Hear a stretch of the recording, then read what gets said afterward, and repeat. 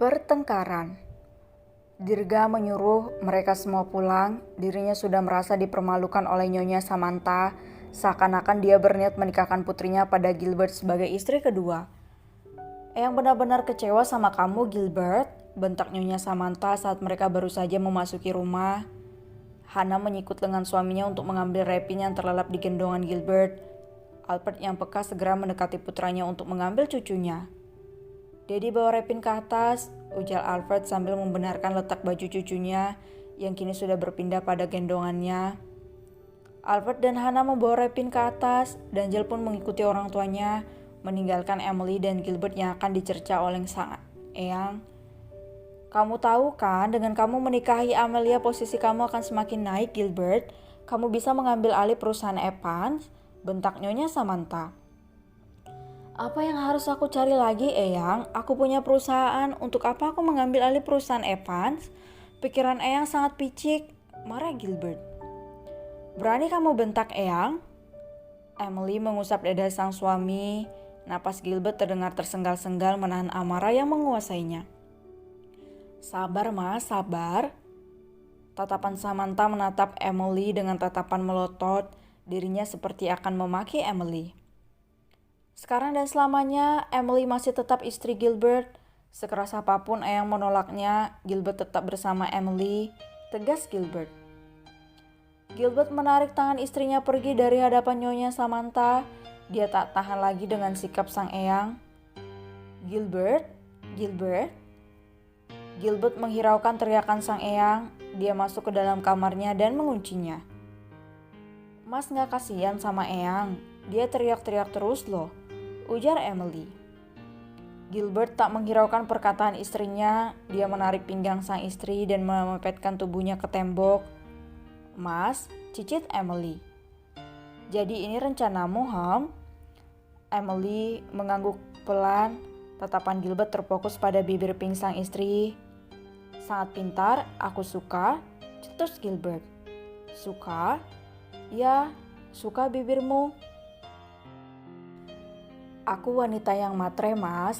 Hanya saja aku bisa menempatkan posisiku saat ini," ujar Emily sambil mengalungkan tangannya pada leher Gilbert. "Oh ya? Sematre apa dirimu? Kupikir kau belanja habis 1 M, ternyata hanya 200 juta, ujar Gilbert. Menurutnya uang segitu hanyalah sedikit. Dia bisa membajakan istrinya lebih dari itu, tetapi sang istri bukan orang yang suka berbelanja seperti Hannah.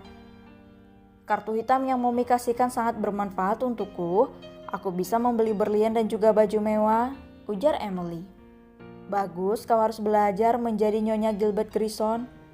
"Istriku," ucap Gilbert dengan senyum tampannya. Emily teringat dengan Amelia, gadis cantik yang sepertinya sangat ingin berteman dengannya. "Tadi aku lihat Amelia gadis yang cantik dan baik. Sayang sekali kalau sampai Nyonya Samantha memanfaatkan kebaikannya," ujar Emily.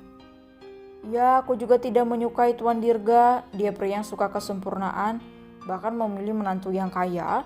Aku tidak mau menjadi menantunya. Bisa-bisa tiap hari terkena darah tinggi," ringis Gilbert.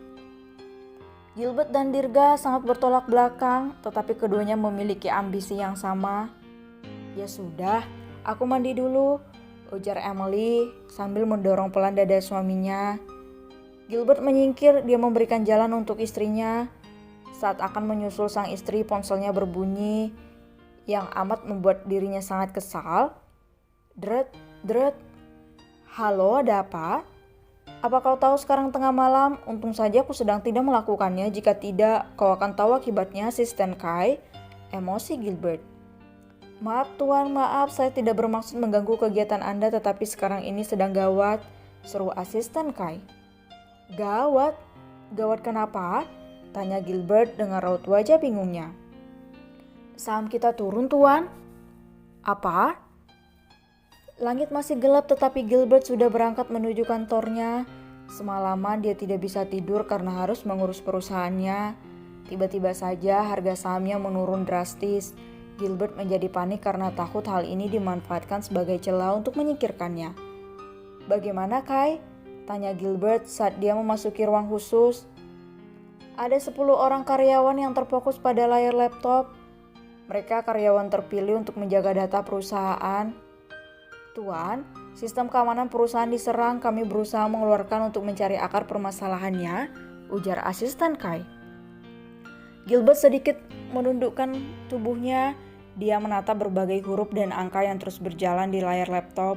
Matanya menyipit. Dia segera mengambil alih keyboard yang dimainkan oleh bawahannya. "Sial, perusahaan diretas," seru Gilbert. Gilbert segera berjalan ke arah dinding yang berhadapan dengan pintu masuk. Dia meraba dinding itu dan menggeser kakinya. Seketika dinding tersebut terbuka. Di sana ada sebuah benda bentuknya sangat kecil. Gilbert mengambilnya dan segera mencolokkannya pada laptop salah seorang karyawan. "Anda menggunakan antivirus?" tanya asisten Kai. "Ya, setidaknya sinyal mereka ke kota terputus," jawab Gilbert. "Tapi Tuan, semua data akan hilang," pekik asisten Kai. "Aku sudah menyalin semua data ke tempat lain, kau tenang saja. Antivirus ini akan merusak sistem mereka," ujar Gilbert dengan sorot mata yang dingin. Benar saja, tak lama semuanya kembali normal. Lembur mereka tak sia-sia, akhirnya kini mereka bisa bernapas lega. "Asisten Kai, kau bisa mengurusnya, aku harus pulang untuk mengantar putraku kontrol," pamit Gilbert. Dia harus pulang untuk mengantar Repin kontrol. Luka di kepala Repin memang sudah mengering, tetapi dirinya harus melakukan kontrol rutin untuk melihat lebih secara keseluruhan. Sedangkan di rumah lagi-lagi Nyonya Samantha berperang dengan cucu menantunya sendiri. Amelie hanya menanggapinya santai karena kalau dia juga emosi, semua masalah akan semakin runyam, apalagi menghadapi orang seperti Samantha. "Kamu dengar, cucuku tidak pantas bersanding dengan wanita yang tidak jelas asal-usulnya sepertimu," bentak Nyonya Samantha. Kalau begitu wanita apa yang pantas untuk cucu Anda? Apakah wanita seperti Anda yang egois dan sombong? Menganggap dirinya wanita yang sangat sempurna? Nyonya Samantha mengepalkan tangannya. Dia serasa ingin mencakar wajah Emily yang menatapnya dengan datar. "Nenek Tuil, dari kemarin malah terus ndak capek? Haus ndak? Mau lep ambilkan minum?" celutuk Repin yang menghampiri dua orang yang berseteru itu. "Eyang, udah dong marah-marahnya, nanti Kak Gilbert tahu dia marah loh." "Eyang mau Kak Gilbert marah?" "Udah ya," bujuk Danjal sambil mengusap bahu sang Eyang. Suara derum mesin mobil Gilbert terdengar. Repin tersenyum lebar dan segera berlari keluar untuk menghampiri dedinya itu. "Dedi?" Gilbert yang baru saja turun dari mobil seketika disambut oleh teriakan putranya. Dia berjongkok dan menyambut pelukan sang putra. "Putra Dedi semangat sekali sih." Gemas Gilbert.